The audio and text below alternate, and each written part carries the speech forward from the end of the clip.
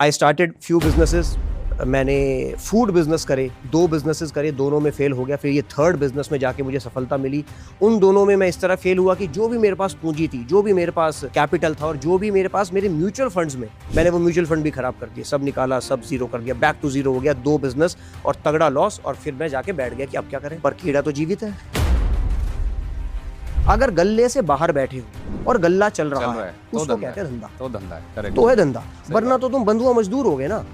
Shutter खोलोगे तो ग्राहक आएगा, शटर बंद तो ग्राहक। हाँ, तो शटर खोलने के लिए अगर आप शटर उठा रहे हो तो आप अपने ही धंधे के बंधुआ मजदूर हो। कुछ अपना करना है जिसमें खुल के मैं कर पाऊंगा और जहां पर कोई बंदिश नहीं है। तो मैंने बंदिशें तोड़ दी। तो फैमिली ने सपोर्ट किया? बिल्कुल भी नहीं। क्योंकि लोकल फैमिली में तो हमारे में क्या होता है, बेसिकली 4 गाली पहले पड़ती हैं। जिस दिन मैंने उनको बताया कि मैं जॉब छोड़ना चाहता हूँ, उनके पैरों के नीचे से जमीन निकल गई। उस दिन मैंने प्लान किया कि नहीं यार, आज के बाद मैं ये बात नहीं बोलूंगा कि मुझे जॉब छोड़नी। मैंने कहा करके दिखा। जिस दिन करके दिखाऊंगा फिर तो शायद सपोर्ट करेंगे मेरी बीवी और मेरे माँ बाप। जॉब के साथ साथ बिजनेस शुरू करके दिखाते हैं। 2 बिजनेस में फिर फेल हो गया, सारा पैसा खत्म हो गया, क्या करके दिखाएगा। पर्पस ढूंढना शुरू किया। मैं बनिया कम्युनिटी से हूँ, जैन हूँ, तो हमारे तो रगों में धंधा दौड़ता है, खून नहीं दौड़ता, धंधा दौड़ता है। करेक्ट। रविंद्र जैन जी, अपने 20 साल वर्जन्स को एक एडवाइस देना चाहें कि भाई अंकित वो गलती मत करिए जो मैंने कर, क्या आप एडवाइस देना चाहेंगे अपनी? समय बर्बाद किया बहुत ज्यादा। फिर समय बर्बाद किया पढ़ाई करने में। सर, आज की डेट में हम देखते हैं कई बड़े बड़े बिजनेसमैन हैं, कई बड़े बड़े एंटरप्रेन्योर्स बन चुके हैं, बड़ी बड़ी फैक्ट्रीज चलती हैं। तो हर आदमी जो बड़ी संस्था के पीछे जो चल रहा है वो एक बिजनेसमैन है।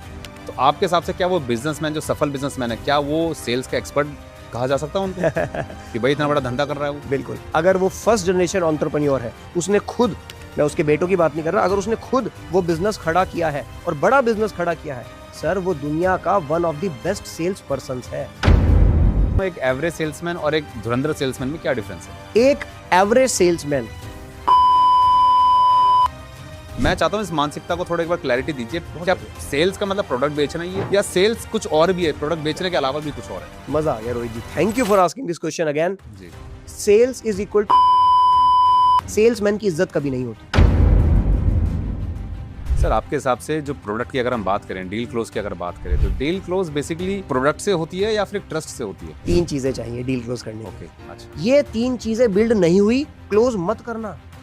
पहला है, तो इस प्रोसेस तक पहुंचने से पहले बीच में जब रिजेक्शन मिल जाती है तो आदमी वहीं दम तोड़ देता है, अरे छोड़ यार। तो ये क्यों ऐसा, बेसिकली क्यों रिजेक्शन से इतना डरते हैं लोग? हमें ये समझना पड़ेगा, इस इंसान ने नो मुझे नहीं बोला, मेरे प्रोडक्ट को बोला है। अगर मैं ये सोच के बैठ गया कि इसने मुझे नो बोला है, मतलब यार मैं तो वर्थलेस हूँ, मतलब मैं तो किसी काम का नहीं हूँ। जैसा आपने